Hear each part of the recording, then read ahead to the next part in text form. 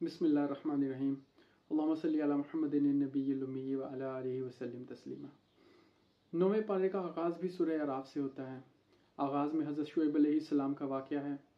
ان کی قوم کے لوگ مال کی محبت میں اندھے ہو کر حرام و حلال کی تمیز بھلا چکے تھے۔ اللہ کے نبی نے جب انہیں پورا تولنے اور ماپنے کا حکم دیا تو انہوں نے ایک دوسرے کو مخاطب ہو کر کہا کہ اگر تم نے شعیب کی پیروی کی تو گھاٹے میں پڑ جاؤ گے۔ اللہ تعالیٰ کہتے ہیں کہ حقیقی خسارہ اور گھاٹا تو شعیب علیہ السلام کو جھٹلانے والوں کے لیے تھا۔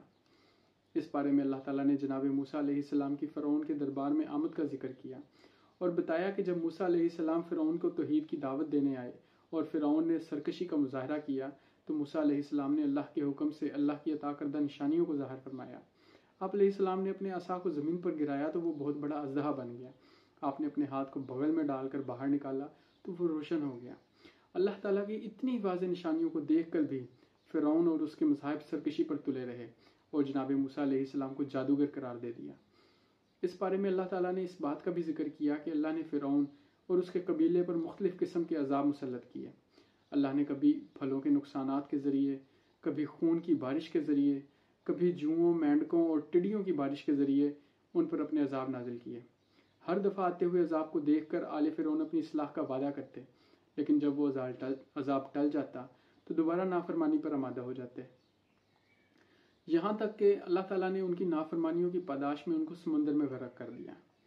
اس کے بعد اللہ نے اس بات کا ذکر کیا ہے کہ اللہ تعالیٰ نے جناب موسیٰ علیہ السلام کو اپنے سے ہم کلام ہونے کا شرف عطا کیا اور 40 روز تک آپ سے کلام کرتے رہے۔ اس کلام کے دوران موسیٰ علیہ السلام نے اللہ تعالیٰ سے پوچھا، اے پروردگار، کیا میں تجھے دیکھ سکتا ہوں؟ اللہ تعالیٰ نے کہا، نہیں، ایک دفعہ کوہ طور پر نظر کریں، اگر یہ پہاڑ اپنی جگہ جمع رہا تو آپ مجھے دیکھ سکتے ہیں۔ اللہ تعالیٰ نے جب اپنی تجلیات کو کوہ طور پر گرایا تو طور ریزہ ریزہ ہو گیا اور موسیٰ علیہ السلام بے ہوش ہو گئے۔ جب موسیٰ علیہ السلام ہوش میں آئے تو انہوں نے کہا، اے پروردگار، آپ کی ذات پاک ہے اس بات سے کہ ان آنکھوں سے آپ کو دیکھا جا سکے۔ موسیٰ علیہ السلام جب کوہ طور پر اللہ تعالیٰ سے ملاقات کے لیے گئے تو آپ اپنی عدم موجودگی میں ہارون علیہ السلام کو اپنی قوم کے نگران کے طور پر مقرر کر کے گئے تھے۔ موسیٰ علیہ السلام کی عدم موجودگی کا فائدہ اٹھاتے ہوئے سامری جادوگر نے سونے اور چاندی کا ایک بچڑا بنا کر اس میں جبرائیل علیہ السلام کے قدموں سے چھونے والی راکھ کو ڈال کر جادو پھونکا تو اس میں سے حقیقی بچڑے کی طرح آوازیں آنا شروع ہو گئیں۔ جناب موسیٰ علیہ السلام کی قوم کے لوگوں نے اسے پوجنا شروع کر دیا۔ ہارون علیہ السلام نے اپنی قوم کے لوگوں کو بہت سمجھایا کہ یہ شرک ہے اور اس سے بچنا چاہیے، لیکن ان نادانوں نے ہارون علیہ السلام کی نصیحت کو پس پشت ڈال دیا۔ حضرت موسیٰ علیہ السلام اللہ تعالیٰ سے ملاقات کے بعد جب تورات کو لیے ہوئے پلٹے تو اپنی قوم کے لوگوں کو شرک کی دلدل میں دھنسے ہوئے پایا۔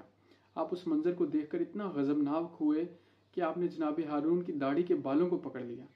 ہارون علیہ السلام نے موسیٰ علیہ السلام سے کہا کہ آپ برادر عزیز، میں نے ان کو بہت سمجھایا لیکن انہوں نے میری کسی نصیحت کو قبول نہ کیا۔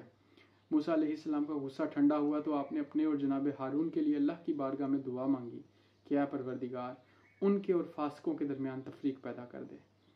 اس سورہ مبارکہ میں اللہ تعالیٰ نے ہفتے کے دن والی آزمائش کا بھی ذکر کیا ہے کہ سمندر کے کنارے ایک بستی کے رہنے والے یہودیوں کو اللہ نے ہفتے کو مچھلیوں کے شکار سے منع فرمایا تھا۔ وہ ہفتے کے دن جال لگا لیتے اور اتوار کو مچھلیاں پکڑ لیتے۔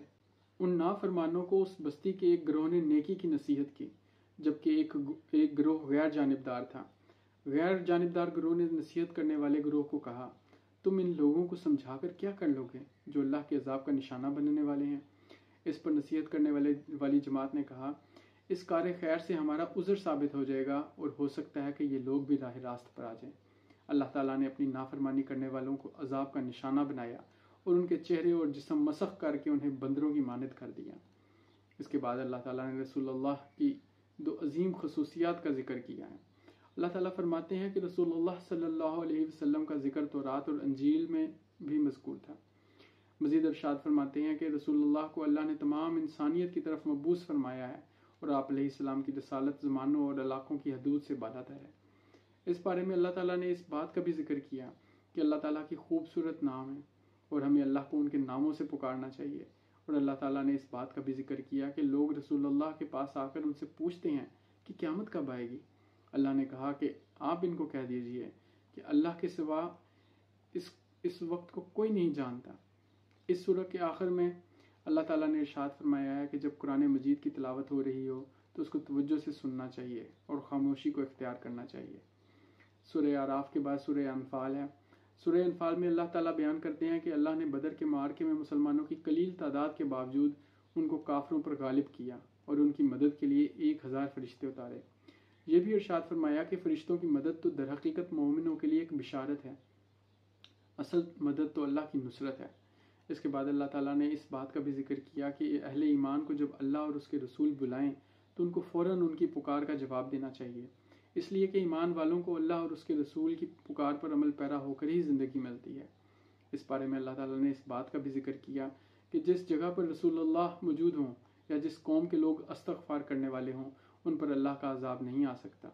دعا ہے کہ اللہ تعالیٰ ہمیں قرآن مجید پڑھنے، سمجھنے اور اس پر عمل پیرا ہونے کی توفیق عطا فرمائے۔ آمین یا رب العالمین۔